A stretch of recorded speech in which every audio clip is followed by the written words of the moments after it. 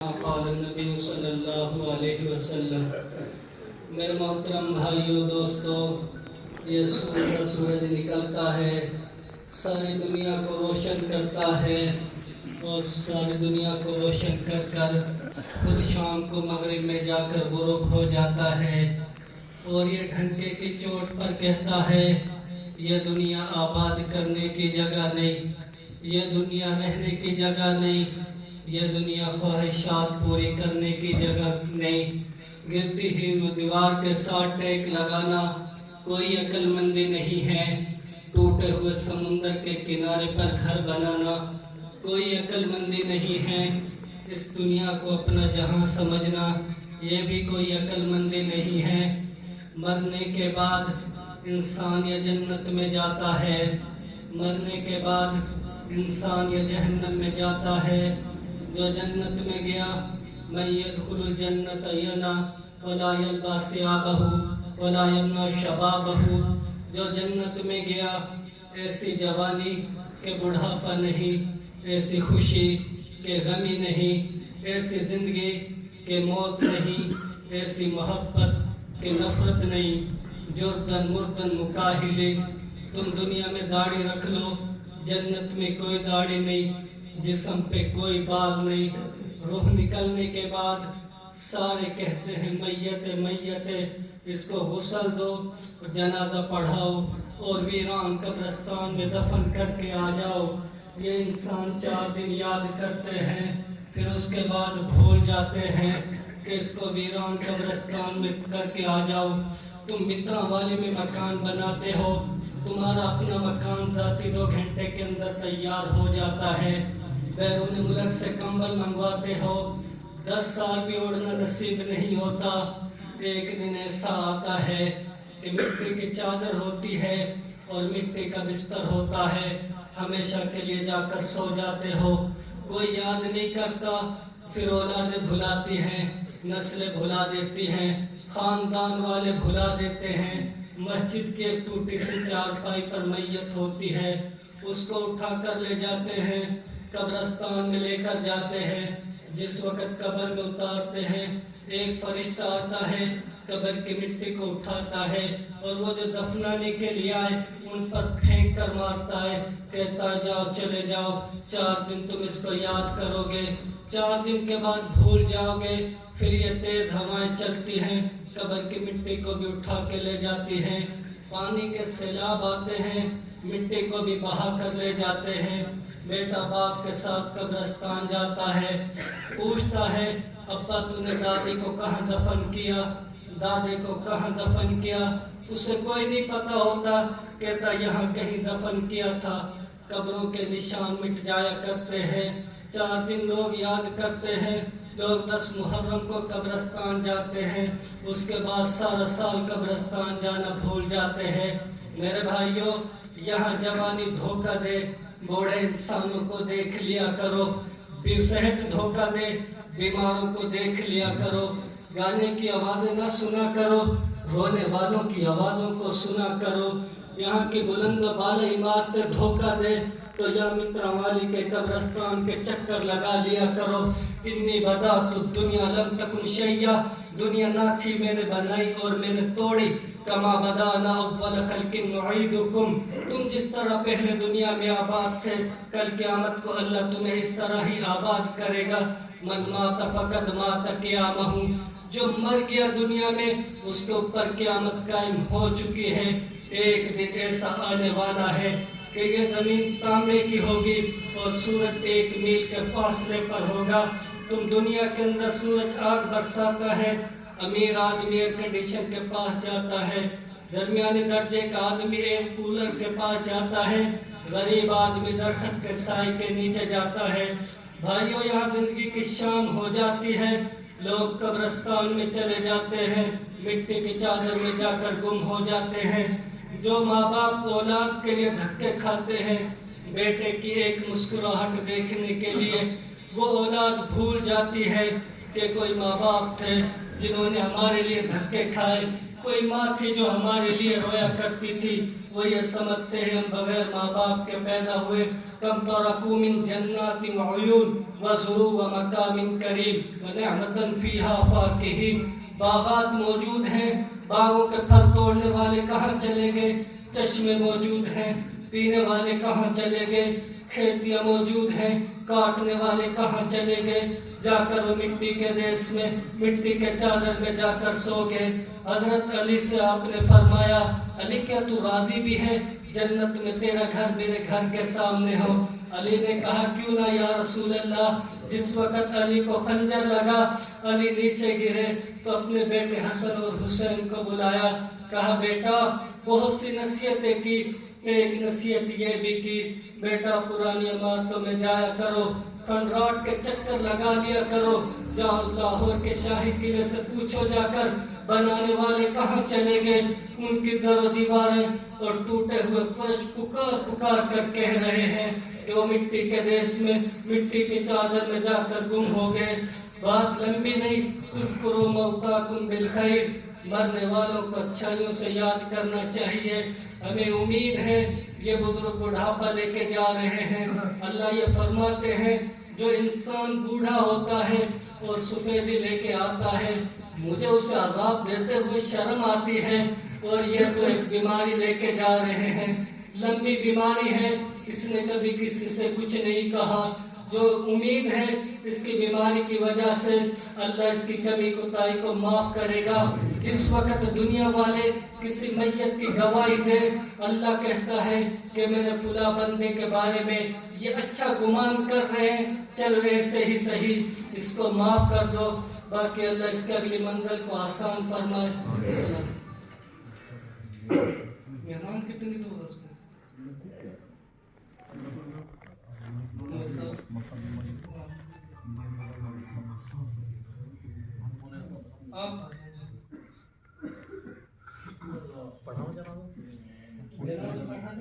نہیں آپ 2 منٹ کر لو بس. اب بھی ساتھ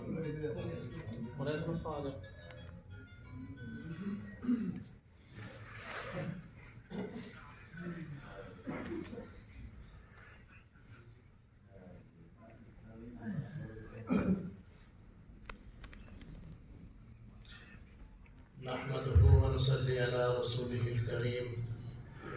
محترم بھائیوں بزرگوں، باتیں بہت اچھی مولانا نے بیان فرمائی اور ساری سبق آموز باتیں ہیں. ضرورت ہے ایک فکر کی کہ ہم مولانا کی باتیں بھی سن رہے تھے، ہم ان کو اپنے دھیان میں لائیں اور اس کو ہم اپنے لیے سبق بنائیں.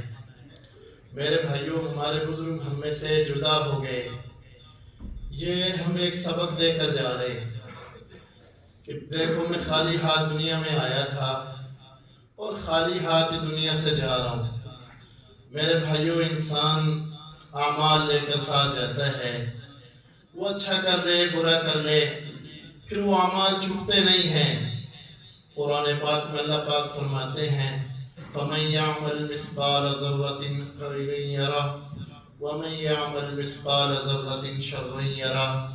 قیامت کے دن ایک ترازو لگے گا، اس کے 2 پلڑے ہوں گے، اس کے کانٹے کے نیچے بندے کو کھڑا کیا جائے گا. اس وقت انسان پریشان ہوگا اور اس کی نظر اس کانٹے پر اڑی ہوگی کہ میرا یہ کانٹا کس طرف جھکتا ہے، دائیں طرف جھکتا ہے یا بائیں طرف جھکتا ہے. میرے بھائیوں، اگر وہ کانٹا جھک گیا دائیں طرف تو اس کو اعمال نامہ ملے گا دائیں ہاتھ میں، اور اگر وہ کانٹا جھکا بائیں طرف تو حدیث کا مفہوم ہے اس کے بائیں ہاتھ کو اس کے سینے سے چیر کر اس کے پشت کی طرف نکال کر اور پھر اس کو وہ اعمال نامہ دیا جائے گا. میرے بھائیوں، یہ بزرگ ہمارے بزرگ ہیں، آج ہم میں سے جدا ہو کر جا رہے ہیں. اس کی میت ہمیں یہ سبق سکھا رہی ہے کہ میرے پیچھے تم نے بھی آ جانا ہے، یہاں سدا نہیں رہنا، اپنے اچھے اعمال کر لو. ہم سب کا ایک متفقہ فیصلہ ہے کہ ہماری آخرت صحیح ہو جائے، ہم آخرت میں کامیاب ہو جائیں، ہمیں اللہ کی طرف سے بشارت مل جائے کامیابی کی. ہمارا اعمال نامہ دائیں ہاتھ میں مل جائے۔ میرے بھائیوں، انسان دو طرح کے ہیں، اچھے بھی ہیں برے بھی ہیں۔ جب اس کی روح نکالی جاتی ہے تو نیک آدمی کے پاس جنت کے فرشتے آتے ہیں، برے آدمی کے پاس جہنم کے فرشتے آتے ہیں۔ جو نیک آدمی ہوتا ہے 500 فرشتے ملک الموت کے ساتھ آتے ہیں اور وہ آ کر اس کو بشارت دیتے ہیں، جنت کی خوشخبری دیتے ہیں اور اس سے کہتے ہیں، اللہ کی طرف سے یہ پیغام بھی سناتے ہیں، تیرے رب کا فرمان ہے میرا بندہ اگر دنیا میں رہنا چاہتا ہے تو اس کو چھوڑ دینا۔ تو یہ نیک روح کہتی ہے لا الہ دار الغموم والاحزان، یہ دکھ کا گھر ہے، تکلیف کا گھر ہے، مصیبتوں کا گھر ہے، کانٹوں کا گھر ہے، یہاں دکھ ہی دکھ ہیں۔ میں ان دکھوں کے گھر میں نہیں رہنا چاہتا، میں یہاں مصیبتوں میں نہیں رہنا چاہتا۔ اللہ کے نبی نے فرمایا الدنیا سجن المومن و جنت الکافر، یہ دنیا جو ہے مومن کے لیے ایک قید خانے کی طرح ہے اور کافر کے لیے ایک جنت کی طرح ہے۔ اس قید خانے میں میں نہیں رہنا چاہتا، مجھے آگے لے چلو، مجھے آگے لے چلو۔ تو اس کو خوشی خوشی اس کی روح کو نکالا جاتا ہے، اور جب اس کی روح نکلتی اس کو پتہ بھی نہیں چلتا، اور ایک اس کی روح نکل جاتی ہے اور یہ جنت میں اعلیٰ مقام میں پہنچ جاتا ہے۔ میرے بھائیوں، جب برے آدمی کی روح نکلتی ہے تو وہ بھی آپ نے فرمایا فرشتے ملک الموت کے ساتھ آتے ہیں اور اس کو کھینچتے ہیں، اور وہ پوچھتے ہیں مجھے کہاں لے کر جا رہے ہو؟ وہ کہتے ہیں جہاں تو نے تیرے اعمال گئے وہاں ہم تجھے پہنچا دیں گے۔ میرے بھائیوں، ضرورت ہے ہماری آخرت بن جائے، ہمارا اللہ راضی ہو جائے، ہمیں اللہ تعالیٰ آخرت میں کامیاب کر دے اور ہمارے لیے آخرت میں بشارت کا اعلان ہو جائے، کامیابی کا اعلان ہو جائے۔ میرے بھائیوں، اللہ تعالیٰ بوڑھے آدمی سے جو ہے سزا دیتے ہوئے شرماتے ہیں۔ اللہ رحیم ہے، وہ مہربان ہے اور وہ معافی کے بہانے ڈھونڈتا ہے۔ ہم نے کئی سال سے اس بزرگ کو بیمار دیکھا ہے اور یہ سفیدی لے کر جا رہا ہے، ایمان کی حالت میں جا رہا ہے۔ ایک مسلم کا ہم جنازہ پڑھنے کے لیے آئے ہیں، ہم سب ایسے ہی نہیں آئے، ہم سب اس کے لیے سفارشی بن کر آئے ہیں۔ ایک غم دل میں لے کر بیٹھو، جب ہم جنازہ پڑھیں گے دعا کریں گے، اس دعا کے اندر ہمارے دل کے اندر ایک غم ہونا چاہیے۔ میرے بھائیوں، جن کو جنازے کی دعا نہیں آتی اس کو فکر کرنی چاہیے، وہ جنازے کی دعا کو یاد کر لے، وہ سفارشی بن کر آیا ہے۔ اے اللہ، ہمارا بھائی ہمارا مرحوم ہم میں سے چھوٹ کر تیرے پاس آ رہے، ہم سب تیرے پاس اس کی سفارش لے کر آئے ہیں، میرے مولا اس کو معاف کر دے۔ میرے بھائیوں، پڑھنے والوں میں 40 آدمی ایسے ہوں جو اللہ کے ہاں مقبول ہوں، تو جس کا جنازہ پڑھنے کے لیے آ رہے ہیں اللہ تعالیٰ اس کی بخشش فرما دیتے ہیں، اور اگر جس کا جنازہ پڑھ رہے ہیں اللہ کے ہاں وہ مقبول ہو تو پڑھنے والوں کے اللہ تعالیٰ گناہوں کو معاف فرما دیتے ہیں۔ حضرت موسیٰ علیہ السلام کے زمانے میں ایک گنہگار آدمی تھا، ہر کوئی جانتا تھا یہ برا ہے، یہ گنہگار ہے۔ وہ بیمار ہوا، لوگوں نے پکڑ کے گاؤں سے باہر پھینک دیا، اب جنگل میں پڑا ہے، تنہا ہے، اس کے پاس کوئی نہیں، رات کی تاریکی ہے، اندھیرا چھا رہا ہے، اس کا چہرہ آسمان کی طرف ہے اور اس کے پاس کوئی نہیں۔ اب تنہائی میں اس نے اپنے رب کو یاد کیا، اے اللہ تو جانتا ہے، سارے کہتے ہیں میں گنہگار ہے، یہ گنہگار ہے، اور تو بھی جانتا ہے میں نے بڑے گناہ کیے ہیں۔ میرے مولا تو رحیم اور کریم ہے، تو سزا دے تو تجھے حق ہے، تو سزا دے سکتا ہے، اور اگر میرے مولا تو معاف کر دے تو تجھے کون پوچھنے والا ہے، میرے مولا تو معاف کر دے تو تو اس کا بھی حق رکھتا ہے۔ یہ بات اس نے کہی اور اس کی روح نکل گئی۔ میرے بھائیوں، اللہ تعالیٰ نے اپنے نبی حضرت موسیٰ علیہ السلام کو پیغام بھیجا، میرا ایک ولی ہے اور وہ جنگل میں پڑا ہے، اس کو غسل دو، اس کو کفناؤ، اس کا جنازہ پڑھاؤ اور اعلان کرو جو اس کا جنازہ پڑھنے کے لیے آئیں گے میں سب کو معاف کر دوں گا۔ میرے بھائیوں، حضرت موسیٰ علیہ السلام نے اس کی تدفین کے سارے کام کیے، اعلان کیا، لوگ جنازہ پڑھنے کے لیے آئے۔ جنازہ پڑھنے کے بعد پھر وہ جنازہ پڑھنے والوں نے کہا ہم دیکھیں تو صحیح، جس کی وجہ سے اللہ ہم سب کو معاف کر رہا ہے وہ کون ہے؟ جب کفن ہٹایا تو اس گنہگار کا چہرہ دیکھا، اللہ کے نبی سے کہنے لگے اللہ کے نبی آپ کیا کہہ رہے ہیں؟ ہم سب جانتے ہیں یہ گنہگار ہے، یہ تو بدکار ہے، اس نے محلے کو تنگ کر رکھا تھا، اس نے بستی کو پریشان کر رکھا تھا، اس نے شہر شہر گلی گلی فساد مچا رکھا تھا، آپ کیا کہہ رہے ہیں؟ حضرت موسیٰ علیہ السلام کلیم اللہ تھے، اللہ سے باتیں کرتے تھے، اللہ سے عرض کیا یا اللہ یہ آپ کی مخلوق کیا کہہ رہی ہے؟ آپ کے بندے ایسا کہہ رہے ہیں۔ میرے بھائیو اللہ نے فرمایا میرے بندوں نے جو دیکھا انہوں نے کہہ دیا، جو میں نے دیکھا وہ میں نے کہہ دیا، انہوں نے اس کی زندگی دیکھی، میں نے اس کا آخر دیکھا، اس نے جاتے جاتے مجھ سے صلح کر لی، اس نے مجھ سے صلح کر لی اور میں نے اس کو معاف کر دیا، ابھی تو یہ کنجوس نکلا، کاش یہ مجھ سے کہتا یا اللہ میری ساری بستی کو معاف کر دے، میرے سارے علاقے کو معاف کر دے، تو آج مجھے اس کے جو بول پسند آئے تھے میں ان بولوں پر اس کے سارے علاقے کو معاف کر دیتا، میں ساری بستی کو معاف کر دیتا۔ میرے بھائیوں ہمیں بھی آخرت کی فکر کرنی چاہیے، اللہ تعالی ہمیں آخرت کی فکر نصیب فرمائے، اور جس مرحوم کا ہم جنازہ پڑھنے کے لیے اللہ تعالی رحم اور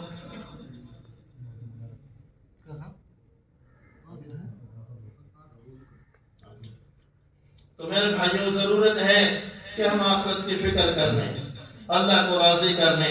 اللہ تعالیٰ نے انبیاء علیہ السلام کو دنیا میں مبعوث فرمایا، وہ سارے اللہ کی طرف سے ایک پیغام لے کر آئے، وہ ایک پیغام لے کر آئے، وہ پیغام کیا تھا؟ میرے بندے میرے راستے کو چھوڑ رہے ہیں، میرے راستے کو چھوڑ رہے ہیں، ان کو میرے ساتھ جوڑ دو۔